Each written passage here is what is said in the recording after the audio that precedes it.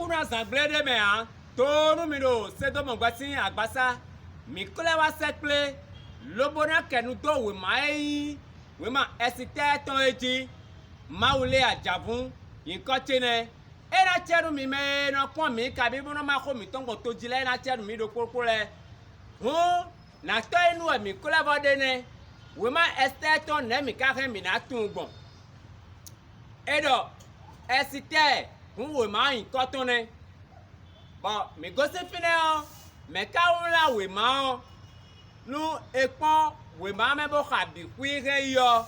anamo me won we ma yo we ma de tana nu wala cha o jifu le ton mewe ye dele wa do do boroji emi kon nu on se do mi amoroji Esther kabi ne mi we won la we ma mo nkan ton de ti lo mi kado nu debu khle mi do ji e dele we dandan nu debu khle mi a mi ko si fine o mina kambia do kweten we ka wala we ma o epo we afawe kande gban wayi we afawe kande kuaton chobo energy Jesu ewa we ma mo koton yin wala but nu do be ba me o mi le fa mo loji when we e Ezra sin we ma taton aize po ten we po tete fine we nu e jobo e won do we ma Esther ton me de o nu e joyo ko nenu e won bo le fa mo loji mi ma tun loji Israel vie mekanu ro Babylone si to mele o asan ton jiwe wa ikwedo a nu konton Zorobabel be wa iye po we go esitrasi be wa iye po 30 finewe nu e lo ejijode we nu ewla we ma o yo ene bo khota te kan khota pataki we ma ton ma ou no tian lo bi ton le di e wa khota pataki yo bo nu ya wuli o me o mi wa mo dio bi eyon de petambo eno yodo Esther juifu we bo yin ko ere sudo be juifu ton yo e wa yi adasa won kwende e wa yi akhosi yo e we wa sun yin ko Esther o bo yin ko Esther o ti meton yin sunvi e do e de bodo Esther bo tewe ka je mina ti me pede yo chobonu adasa na wa yi Esther o akhosi yo dada si asi e no yodo fashi yo e wa blessé bo se ton e so se bodo tuton yo dada ogbe e dada ogbe yo e wa ja mesoro sipo ene onji akhosi si sipo oji gbe me na dada san si yo ja suso gbe yo e wa so medo mekanu bo eno yodo adasa o e wa so yodo sipo oji kun e kuzu akhoso sin asi bo e wa dio nko ni bodo yodo Esther bo fine wa iwde lo Babylone si to hodopo me bo menu ve me odie mo no khan me ba to dada o ba eno yodo amanu o e wa moroji ena hu me jifula bi bo me do onukonu yero fine be yodo madoche yo edo akeda tinji bona wi nueno eko black pe ne be ko pe bo dada ko dalo we ma me bo madoche o wa se madoche ne kan dada san si Esther si atavine e wa donu e wa do we se do dada san si o Esther obodo Esther ede black be mi ton bo jona hu mi me jufu do to e me be wa yi mo dada bo hun mi gan Esther odo nu dada ma do se do mi abonu yi yo e na humi mi ganle na itache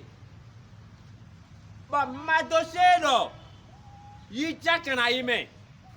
nu ama ya ohun gan na go si fide fo mo na wa amo makatu no mile na gande me o ma do shedo mo yo esite wa do se do ibro eni bela nu na san ton bo mi na yi nu gbo ibra nu ba san ton su e o eso ta me igbebo yi dada ogan e ran me kakana bi o me po won ma wa fenu ni but dada dren o poge o sede nwe ka dren poge o sedo me de o esono hu me o a o gbon ena o me o ye wa mo gun gan bo opo eko blo soro te bona ka ta vito madochi o so ndie o ko gbede do fon me bo eno do era puta kuno ya kogbe o e ka e hanle me amanue blokpo ena bojo na so madoche so ka ndie o amane we wai ati oji mina mondo jire ma o makodo ko gbe gudogudo ton ahun nupo ba mina kabiara ji meme kai beto nukunde je iwe ma ton le mina ma khosi Esther bonamo amanu bonamo madoche mimo madoche wa yo minamo sezesi ya khosu yo minamo me yi beto nukunde ji le yo ye dodo ne bo newe Jesu ka ndi de khra do we mai no megbon Jesu o de ndi de khra gbo die mi amodaji o akhosi oso esata bo ikun no viton le gan do itombore ma dren po a o mi gale na itaton to esota me igbebo yi modo po mi na modaji Jesu o ewa gbe lo me bo joide to akhosuru sin poton e jodo lo boa ti ya do gbeto la sin tamen bo do kho gbenu mi mi na modo jide o walo ena e mondo Esther si gbezame mede to safo do metame no mi mondo fine ine bo no kura meta mi ka he mi na yisi we ma Esther to me we be ma ovi bo wende gbondi wade uvede me gbondi wade bo gbetela bi ku ikodo apido nukun e ma we no do khogbe gudogudo tan aviedo nukun e de yo e ba ko itito ma uton an ye na mo wa jije wenu e da apido nukun e yo ye na mo nukiko do gbondo to eme ye de la si wa gbeto de ya ye de la wa do nu so to na ye ya nu so ise no to na ye ma o vi to na ye o ma o lo mewede fun mi ni gbado bo tun loji khogbe gudogudo tan lo gbezan mi de le ton me yo lo to gbezan mi ton die yo mavo ba o si wede esa lo mona hu e a era chenu mi do nu e mi no wa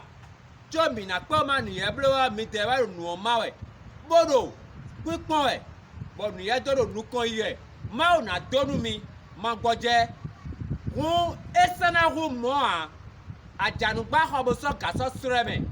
e khojagbe